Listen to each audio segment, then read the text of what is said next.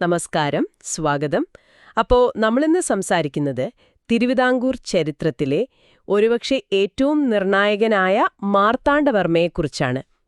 നിങ്ങൾ നൽകിയ ഈ രേഖകളൊക്കെ വായിക്കുമ്പോൾ എന്റെ മനസ്സിൽ ആദ്യം വരുന്നൊരു ചോദ്യമുണ്ട്. 1729 അദ്ദേഹം അധികാരത്തിൽ വരുന്നു. വേണാട് എന്നൊരു കൊച്ചു രാജ്യം. ചുറ്റും നോക്കിയാലോ മുഴുവൻ ശത്രുക്കൾ. സ്വന്തം കുടുംബക്കാർ പോലും കൊല്ലാൻ നടക്കുന്നു. 8 വീട്ടിൽ പിള്ളമാര് രാജാവിന് ഒരു വിലയും കൽപ്പിക്കുന്നില്ല.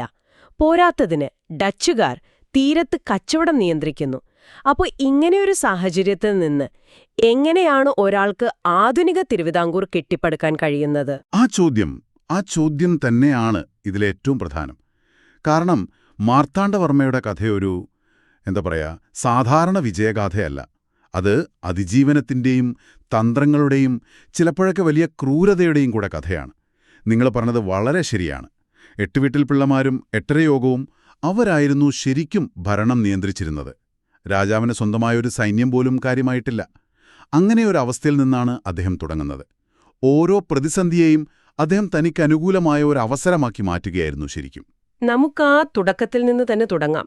പുറത്തുള്ള ശത്രുക്കളെ നേരിടുന്നതിനു മുൻപ് അദ്ദേഹത്തിന് സ്വന്തം വീട് നേരെയാക്കേണ്ടിയിരുന്നു, അല്ലേ? ദേശിങ്ങനാട്, അതായത് ഇന്നത്തെ കൊല്ലം. അവിടെ ഭരിക്കുന്നത് സ്വന്തം അമ്മാവൻ ഉണ്ണിക്കേരളവർമ്മ. അദ്ദേഹം കായംകുളം രാജാവുമായി ചേർന്ന് ഇദ്ദേഹത്തിനെതിരെ നീങ്ങുന്നു. അതെ, അവിടെയാണ് നമ്മൾ ആദ്യമായിട്ട് മാർത്താണ്ഡവർമ്മയുടെ ആ ഒരു ഉരുക്കുമുഷ്ടി കാണുന്നത്. അറുമുഖംപിള്ള എന്നൊരു വിശ്വസ്തനായ ദളവയുണ്ടായിരുന്നു അദ്ദേഹത്തിന്. അദ്ദേഹത്തിന്റെ നേതൃത്വത്തിൽ കൊല്ലത്തേക്ക് സൈന്യത്തെ അയച്ചു. ആ യുദ്ധത്തിൽ ഉണ്ണിക്കേരളവർമ്മയെ തോൽപ്പിച്ച് തടവിലാക്കി. അതൊരു സൈനിക വിജയം മാത്രമല്ല, അതൊരു സന്ദേശം കൂടിയായിരുന്നു. രാജാവിനെതിരെ നിന്നാൽ അത് സ്വന്തം ബന്ധുവാണെങ്കിൽ പോലും വെറുതെ വിടില്ല എന്നൊരു മെസ്സേജ്. ഈ അറുമുഖംപിള്ളയാണ് പിന്നീട് തിരുവിതാംകൂറിന്റെ ആദ്യത്തെ ദളവ അഥവാ പ്രധാനമന്ത്രിയായിട്ട് വരുന്നത്. ഈ സമയത്താണ് നിങ്ങളുടെ രേഖകളിൽ ഇങ്ങനെ ആവർത്തിച്ചു കാണുന്ന ഒരു വാചകമുള്ളത്: നിണവും ഇരുമ്പും, അഥവാ ബ്ലഡ് ആൻഡ് അയൺ നയം. കേൾക്കുമ്പോൾ തന്നെ ഒരു ഭയമുണ്ട്. എന്തായിരുന്നു ശരിക്കും ആ നയം? അല്ല, അതൊരു വെറും ഭീഷണിയായിരുന്നില്ല. അതൊരു പ്രഖ്യാപനമായിരുന്നു. അദ്ദേഹത്തിന്റെ നയം വളരെ ലളിതമായിരുന്നു. ഒന്നുകിൽ കീഴടങ്ങുക, അല്ലെങ്കിൽ മഴിക്കുക. അദ്ദേഹത്തിന്റെ സിംഹാസനത്തിന് അവകാശവാദമുന്നയിച്ച രാമൻ തമ്പിയെയും പത്മനാഭൻ തമ്പിയെയും അവരെയൊക്കെ വധിച്ചു. ഓഹോ, അതെ, അധികാരത്തിന് ഭീഷണിയാകുമെന്ന് തോന്നിയ 8 വീട്ടിൽ പിള്ളമാരെ ഒന്നടങ്കമില്ലാതാക്കി. നിണം എന്നത് രക്തത്തെയും ഇരുമ്പ് എന്നത് ആ തടവറയുടെ അഴികളെയുമാണ് സൂചിപ്പിക്കുന്നത്. ഒരു വിട്ടുവീഴ്ചയ്ക്കും അദ്ദേഹം തയ്യാറായിരുന്നില്ല. കാരണം ചിതറിക്കിടക്കുന്നൊരു രാജ്യത്തെ ഒരുമിപ്പിക്കാൻ അങ്ങനൊരു ശക്തമായ ഭരണം വേണമെന്ന് അദ്ദേഹം വിശ്വസിച്ചു. ഈ നിണവും ഇരുമ്പും നയം കൊണ്ട് അകത്തെ ശത്രുക്കളെ ഒതുക്കി. പക്ഷെ കായംകുളത്തെപ്പോലൊരു വലിയ ശക്തിക്കു മുന്നിൽ ഇത് മാത്രം മതിയായിരുന്നില്ല, അല്ലേ? 1734 ആ ആദ്യ യുദ്ധത്തിൽ മാർത്താണ്ഡവർമ്മയുടെ സൈന്യത്തിന് പിടിച്ചു നിൽക്കാൻ പോലും പറ്റില്ല എന്ന് പറയുന്നു. എന്തായിരുന്നു കാരണം?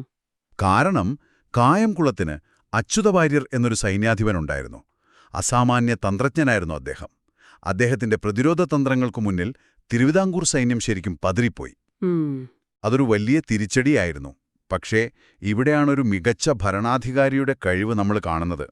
ആ തോൽവിയിൽ നിന്ന് മാർത്താണ്ഡവർമ്മ ഒരു പാഠം പഠിച്ചു. ഈ നാടൻ യുദ്ധമുറകൾ മാത്രം പോരാ, യൂറോപ്യൻ മാതൃകയിലുള്ള കൂടുതൽ ചിട്ടയുള്ള ഒരു സൈന്യം തനിക്ക് വേണം. ആ ഒരു തിരിച്ചറിവ് ഒരുപക്ഷെ അദ്ദേഹത്തിന് കിട്ടിയത് ആ യുദ്ധത്തിൽ നിന്നായിരിക്കാം. അപ്പോൾ കായംകുളത്തുനിന്ന് കിട്ടിയ ആ തിരിച്ചടി ഒരു തരത്തിൽ ഡച്ചുകാരെ നേരിടാനുള്ള ഒരു തയ്യാറെടുപ്പായി എന്ന് പറയാമോ? കാരണം അധികം വൈകാതെ അദ്ദേഹത്തിന് നേരിടേണ്ടി വന്നത് ഒരു യൂറോപ്യൻ സൈന്യത്തെയാണല്ലോ. ഇളയടത്ത് സ്വരൂപത്തിന്റെ കാര്യത്തിൽ ഡച്ചുകാർ ഇടപെട്ടതോടെ കാര്യങ്ങൾ മാറി. തീർച്ചയായും ആ ബന്ധം വളരെ രസകരമാണ്. കായംകുളം യുദ്ധം ഒരു പാഠപുസ്തകമായിരുന്നെങ്കിൽ കുളച്ചൽ യുദ്ധം അതിന്റെ പരീക്ഷയായിരുന്നു. ഇളയിടത്ത് സ്വരൂപത്തിലെ രാജ്ഞിയെ സഹായിക്കാനെന്ന പേരിൽ ഡച്ചുകാർ തിരുവിതാംകൂറിന്റെ ആഭ്യന്തര കാര്യങ്ങളിൽ ഇടപെട്ടു. മാർത്താണ്ഡവർമ്മ വടക്ക് യുദ്ധം ചെയ്യുന്ന തക്കം നോക്കി ഡച്ച് ഗവർണർ ശ്രീലങ്കയിൽ നിന്ന് ഒരു വലിയ സൈന്യത്തെ കപ്പലിൽ കൊണ്ടുവന്നു. എവിടേക്കാണ് അവർ വന്നത്? തെക്ക് കുളച്ചൽ എന്ന സ്ഥലത്ത്. അവരുടെ ലക്ഷ്യം വളരെ വ്യക്തമായിരുന്നു. രാജാവില്ലാത്ത തക്കം നോക്കി തലസ്ഥാനം പിടിക്കുക, തിരുവിതാംകൂറിനെ ദുർബലമാക്കുക. എന്നാൽ ആ യുദ്ധത്തിന്റെ ഫലം ഡച്ചുകാരെ ശരിക്കും ഞെട്ടിച്ചു കളഞ്ഞു. അവിടെ വെച്ച് പിടിക്കപ്പെട്ട ഡച്ച് സൈന്യാധിപൻ ഡിലനോയ്, അദ്ദേഹത്തിന്റെ ജീവിതം തന്നെ മാറിമറിഞ്ഞില്ലേ? തീർച്ചയായും അതാണ് മാർത്താണ്ഡവർമ്മയുടെ ഒരു തന്ത്രപരമായ പ്രതിഭ. അദ്ദേഹം ഡിലനോയിയെ ഒരു ശത്രുവായിട്ടല്ല കണ്ടത്, ഒരു വിഭവം അഥവാ ഒരു റിസോഴ്സായിട്ടാണ് കണ്ടത്. യൂറോപ്യൻ സൈനിക വൈദഗ്ധ്യം വില കൊടുത്തു വാങ്ങുന്നതിനു പകരം യുദ്ധത്തിൽ തോൽപ്പിച്ച ഒരാളെക്കൊണ്ട് സ്വന്തം സൈന്യത്തെ പരിശീലിപ്പിക്കുക. ഒരു നിമിഷം, അതായത് യുദ്ധത്തിൽ തോറ്റ ഒരു ശത്രു സൈന്യാധിപനെ വധിക്കുന്നതിനു പകരം സ്വന്തം സൈന്യത്തിന്റെ തലവനാക്കുകയോ? ഇതൊരു വിചിത്രമായ തീരുമാനമായി തോന്നുന്നു.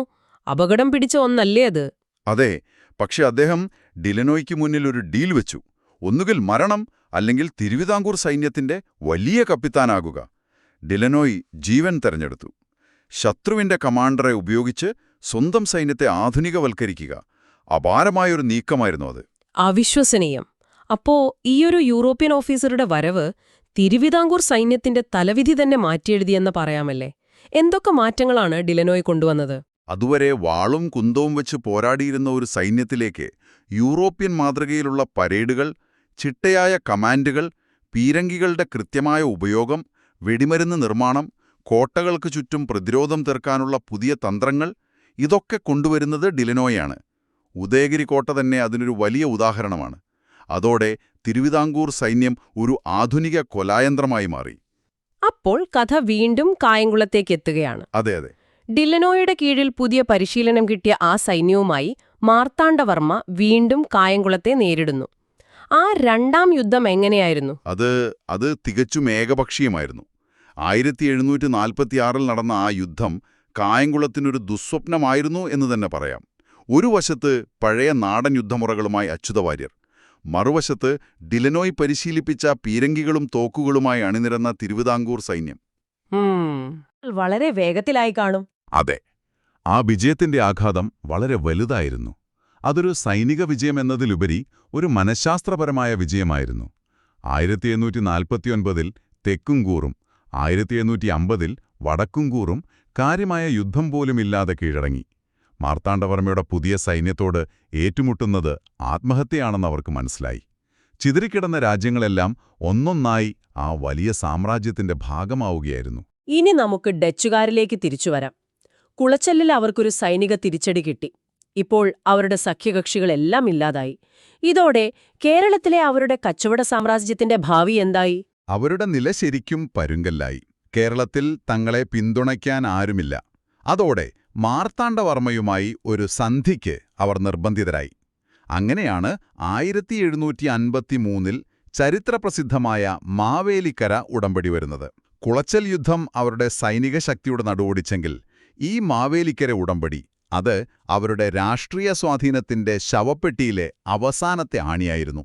എന്തായിരുന്നു ആ ഉടമ്പടിയുടെ ഏറ്റവും നിർണായകമായ വ്യവസ്ഥ? ആ ഉടമ്പടി പ്രകാരം തിരുവിതാംകൂറിന്റെ ആഭ്യന്തര കാര്യങ്ങളിലോ തിരുവിതാംകൂർ പിടിച്ചടക്കിയ രാജ്യങ്ങളുടെ കാര്യങ്ങളിലോ ഇനി ഒരിക്കലും ഇടപെടില്ലെന്ന് ഡച്ചുകാർ സമ്മതിച്ചു. അതായത് കേരളത്തിലെ രാജാക്കന്മാരെ തമ്മിലടിപ്പിച്ചു മുതലെടുക്കുന്ന അവരുടെ പ്രധാന തന്ത്രം അതോടെ തീർന്നു. കുരുമുളക് വ്യാപാരത്തിൽ പോലും തിരുവിതാംകൂറിന്റെ നിബന്ധനകൾ അവർക്ക് അംഗീകരിക്കേണ്ടി വന്നു.